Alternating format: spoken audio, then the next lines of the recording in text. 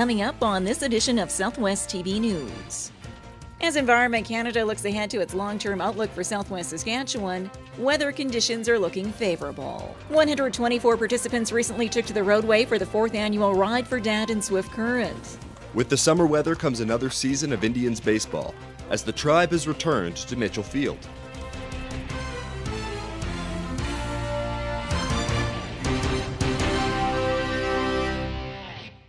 Thanks for joining us here today.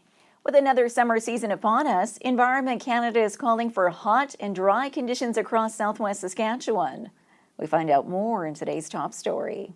June 20th marks the summer solstice and the start of another much-anticipated season of spending time outdoors soaking up the sunshine. As Environment Canada looks ahead to its long-term outlook for Southwest Saskatchewan, weather conditions are looking favorable. And when we look at the models, we think we're going to come out of June. The last 10 days of June looks like it's going to be, a bit warmer than normal, not excruciatingly warm, but certainly temperature highs that were going to be, above 23, 24, 25, 26 degrees in that range. When we look beyond that, we look at July and August. Our models, the American models, are saying the same thing. It looks like it's going to be warmer than normal. So my sense is that I'd be pinching myself if I was a rancher or a farmer. This has been a good start to the growing season. And as far as moisture throughout the coming months, Environment Canada estimates we've already experienced the majority of our rain for the year.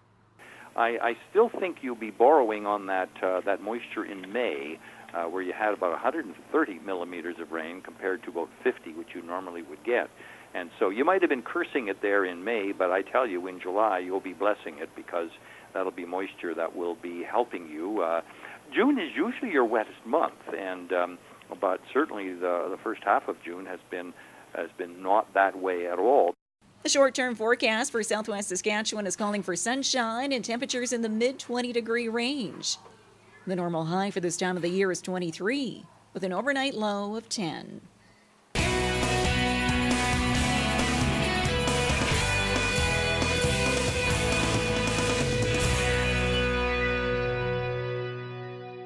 Another exciting season of Market Square returns to downtown Swift Current, featuring live entertainment, fresh garden produce, crafts, and other unique vendors. Market Square, every Saturday at the corner of Central and Chaplin. Proudly presented by the City of Swift Current and Standard Motors, along with Innovation Credit Union and Southwest TV News.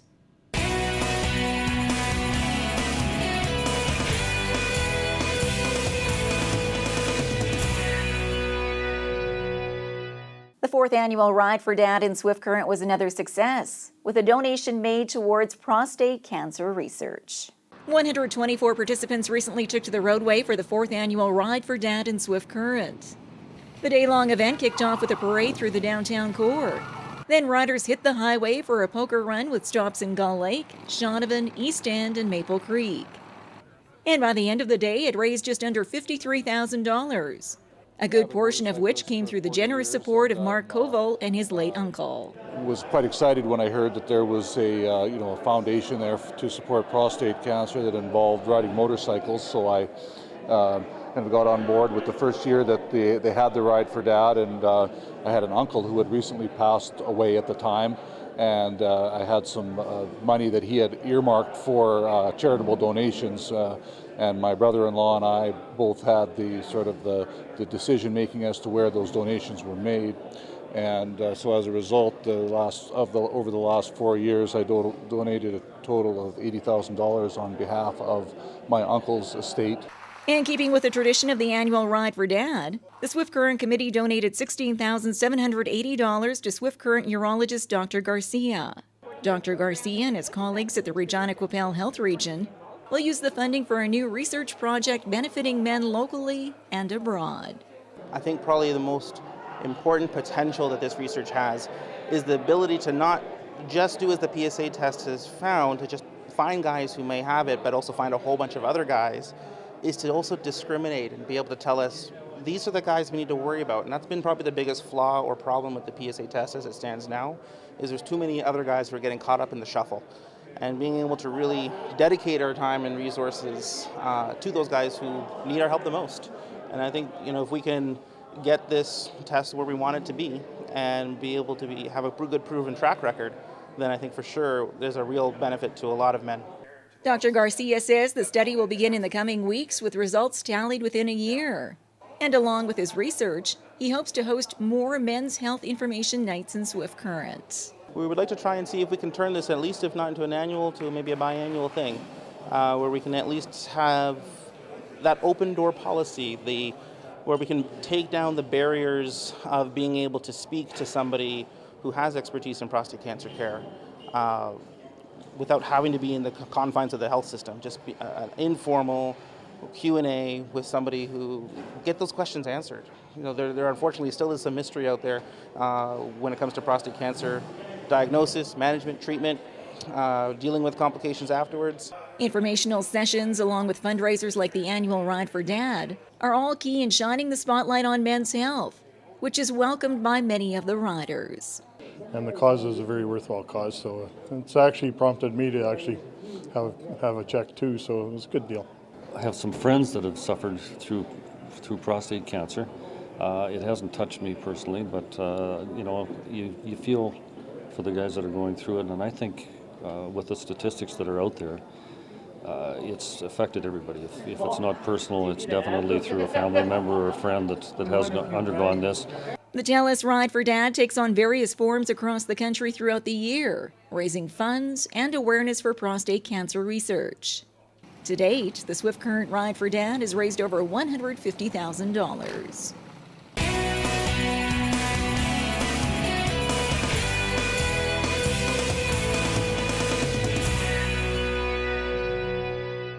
The Swift Current Indians are back in action for another WMBL season and have their sights set on a championship title. With the summer weather comes another season of Indians baseball, as the Tribe has returned to Mitchell Field. While the Indians have been perennial playoff contenders, players and fans are looking for a return to the championship days of 2010. Coach Joe Carnahan has done a good job of building the team to do it this season, as the recruiting efforts have resulted in an 8-2 record to start the campaign. We got a pretty good group of guys, so far. Offensively, we've been putting the ball in play, making some things happen. And the biggest thing is pitching-wise. Our guys have been throwing strikes, being able to mix speeds and giving us a chance to win each night. I think we have 3 returners from last year. A lot of new faces. We have a couple guys that we had 2 years ago. We got after it recruiting-wise, and we made a big emphasis on bringing a lot of athletic guys up here. Pitching-wise, we wanted some guys a little bit older with a little bit more experience, and so far it's paid off for us. 2 of these new recruits are infielders Alec Humphreys and Nick Poirier, who have made immediate impact since joining the Indians. Humphreys joined the team out of Midlothian, Texas, and has already made a huge impact over his first 10 games, batting .605 with 23 hits, 13 runs, and 11 RBIs during 38 at-bats. Grew up loving the game of baseball and tried to play it everywhere I can, and got a call, asked if I wanted to come up here and play. I was like, heck yeah, let's go. Canada seems like a good place to go play baseball. Well, I'm just trying to play a role in the team. I mean, we got guys who all have different roles, and we're just trying to fill them up one at a time and complete the puzzle, hopefully end up with a championship. Nick Poirier is another new addition to the team and has batted .571 over his first 3 games since joining out of San Joaquin Delta. Poirier has noticed the drive and focus that has led to the winning record to start the season. We play hard, we're focused on winning games, scoring runs, and I think everybody's got the same goal to win, and when that's all put together, it works out pretty good. And despite the success on the field, Carnahan still remembers the connections and relationships built within the team and with the community, showing that the Indians mean more to the city than just good, entertaining summer baseball. It's important for these guys to, to be a part of the community, not just come up here for 2 months or 2.5 months, but to be a part of the community while they're up here and build relationships that'll last. We work well together. I mean, we all get along. It seems like since game 1, we've been playing together like we've been playing together for 10 years or so. I mean, we all have a good feel for each other. We all get along great, having a good time, just playing the game we love. For Southwest TV News, I'm Craig Chaplin.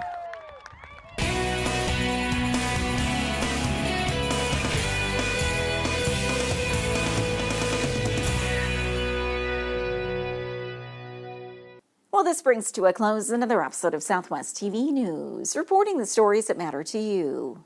We always welcome your news tips. You can always reach us here by phone at our studio or by email to contact us at southwesttvnews.com. Also, be sure to join us daily online for the latest news from across Southwest Saskatchewan and so much more at MyLocalTV.ca. And be sure to follow us on a range of social media. Thanks for joining us here today. I'm Carol Andrews.